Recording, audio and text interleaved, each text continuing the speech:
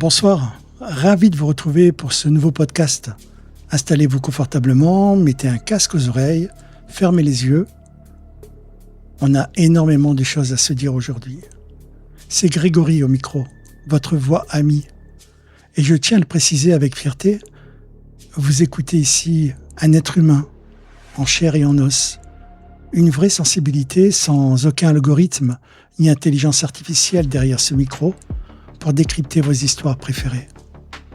Aujourd'hui, on plonge au cœur des intrigues brûlantes de l'épisode 621, diffusé le 7 juillet 2026.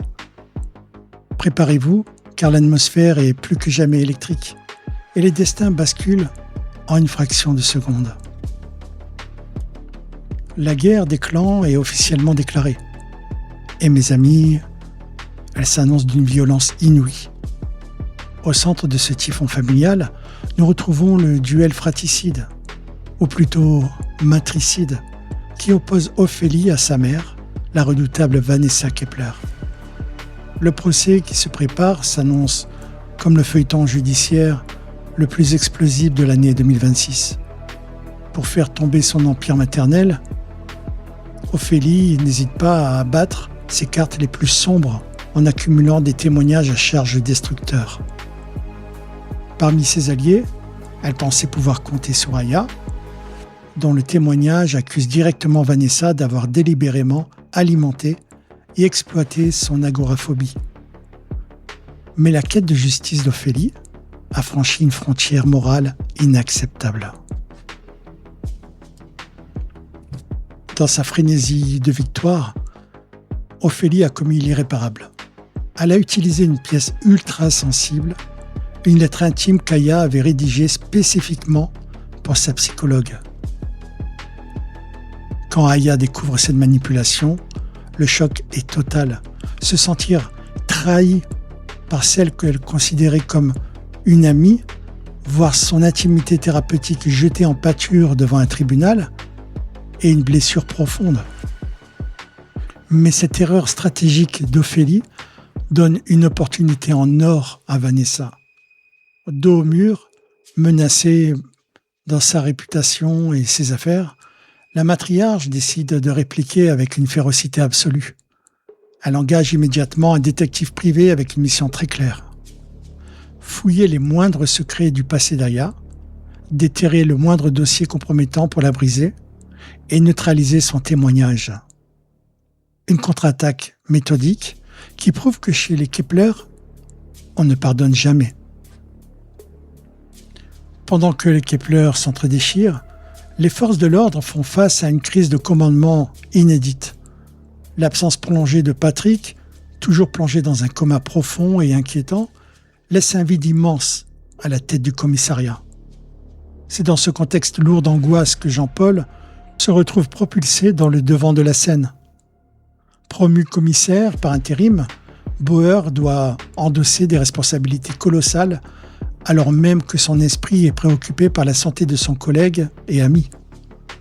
Diriger des troupes dans la tempête tout en gérant l'incertitude du lendemain est un défi qui va tester ses limites professionnelles et psychologiques. Et la pression ne s'arrête pas là, au sein du commissariat. Nous assistons également à la détresse silencieuse de Morgane. La jeune femme traverse une véritable crise existentielle et spirituelle. Persuadée d'être un chat noir, elle est convaincue de porter la poisse à tous ceux qui l'approchent ou croisent sa route. Cette superstition grandissante commence à paralyser ses initiatives et relations, créant un climat d'insécurité mentale particulièrement difficile à vivre pour elle et son entourage. Quand la culpabilité irrationnelle s'installe chez un flic, c'est tout son discernement qui est mis en péril. Pour finir, prenons un grand bol d'air qui va malheureusement très vite tourner au cauchemar en plein cœur de la Provence. Un groupe s'est lancé dans une randonnée qui se voulait ressourçante dans le magnifique massif de la Sainte-Baume. Malheureusement, la nature sauvage ne pardonne aucune seconde d'inattention. Au détour d'un sentier, le drame se produit. Yolande glisse et fait une chute spectaculaire et violente directement dans le lit d'une rivière. Le bilan est lourd. Elle est gravement blessée au genou et se retrouve totalement incapable de se déplacer. Au milieu de cette forêt dense et isolée, Jennifer se retrouve seule face à l'urgence. La panique s'empare d'elle. Sans réseau, sans aide immédiate, avec une Yolande hurlante de douleur, chaque minute qui passe ressemble à une éternité. Ce tête-à-tête, avec le danger en pleine forêt, transforme cette simple sortie amicale en une véritable course contre la montre pour la survie, où le moindre faux pas peut s'avérer fatal. Voilà pour les rebondissements de cette journée intense. C'est dans ces moments de crise que les vrais visages se révèlent.